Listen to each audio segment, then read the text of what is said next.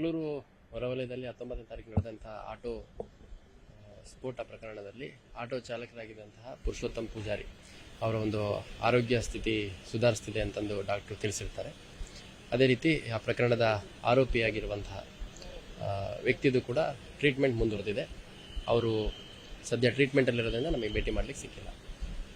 ಇದರ ಮಧ್ಯೆ ಕೆಲವು ಮಾಧ್ಯಮಗಳಲ್ಲಿ, ಸಾಮಾಜಿಕ ಜಾಲತಾಣಗಳಲ್ಲಿ ಆರೋಪಿ ಹೇಳಿಕೆ ಕೊಟ್ಟಿದ್ದಾರೆ, ಮತ್ತು ಬೇರೆ ಬೇರೆ ಟಾರ್ಗೆಟ್ಸ್ನ ಐಡೆಂಟಿಫೈ ಮಾಡಿದ್ದಾರೆ, ಮತ್ತು ಇನ್ಯಾರ್ಯಾರ್ದು ಹೆಸರು ಹೇಳಿದ್ದಾರೆ. ಇದೆಲ್ಲ ಊಹಾಪೋಹ, ಇದು ಯಾವುದೂ ಆಗಿಲ್ಲ. ಯಾಕಂದರೆ ನಾವು ಯಾರು ಅಕ್ಯೂಸ್ಡ್ ಇದ್ದಾನೆ ಅವನ್ನ ಕ್ವೆಶ್ಚನಿಂಗ್ ಮಾಡೋದಲ್ಲ, ಅವ್ನು ಮಾತಾಡಿಸ್ಲಿಕ್ಕೂ ನಮಗೆ ಡಾಕ್ಟ್ರ್ ಇವತ್ತರೆಗೂ ಪರ್ಮಿಟ್ ಮಾಡಿಲ್ಲ.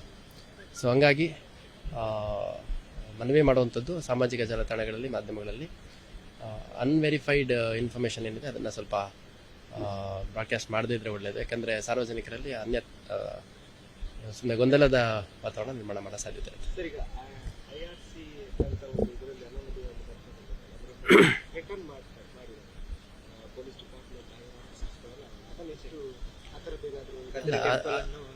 ಇಲ್ಲ ನೋಡಿ, ಅದರಲ್ಲಿ ಅಲ್ಲ, ನಾವು ನೋಡಿ ಈ ಸಂದರ್ಭದಲ್ಲಿ ಅದು ಅಥೆಂಟಿಕ್ಕಾ ಫೇಕಾ ಅಂತಂದು ಪ್ರಶ್ನೆನೇ ಉದ್ಭವ ಆಗಲ್ಲ.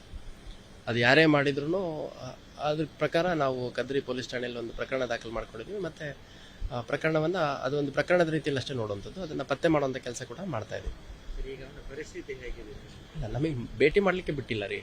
ಈಗ ಬರ್ನ್ಸ್ ಅಲ್ಲ, ಹೇಳ್ತೀನಿ ಕೇಳಿ.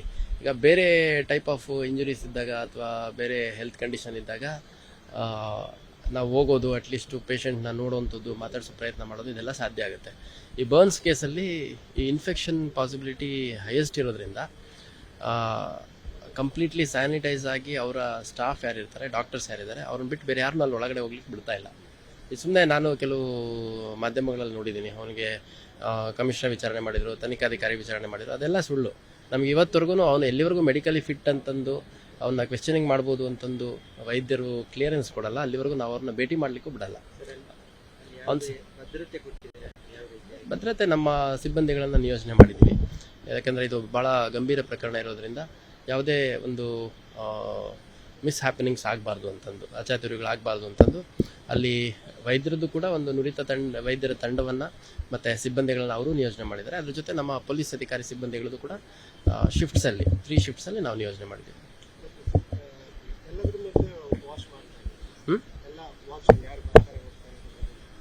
ಅಲ್ಲ, ಯಾರಿಗೂ ಬರೋದಕ್ಕೂ ಬಿಡೋದಿಲ್ಲ. ಅಲ್ಲಿ ಯಾರು ಬರಲಿಕ್ಕೆ ಅವಕಾಶನೇ ಇಲ್ಲ.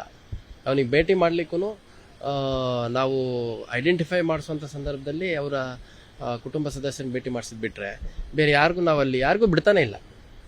ತಮಗೆ ಗೊತ್ತಿರ್ಬೋದು, ಇವನ್ ನಮ್ಮ ಹಿರಿಯ ಅಧಿಕಾರಿಗಳು ಬಂದಂಥ ಸಂದರ್ಭದಲ್ಲೂ ಕೂಡ ಅವ್ರಿಗೂ ಕೂಡ ಭೇಟಿ ಮಾಡ್ಲಿಕ್ಕೆ ಬಿಟ್ಟಿಲ್ಲ.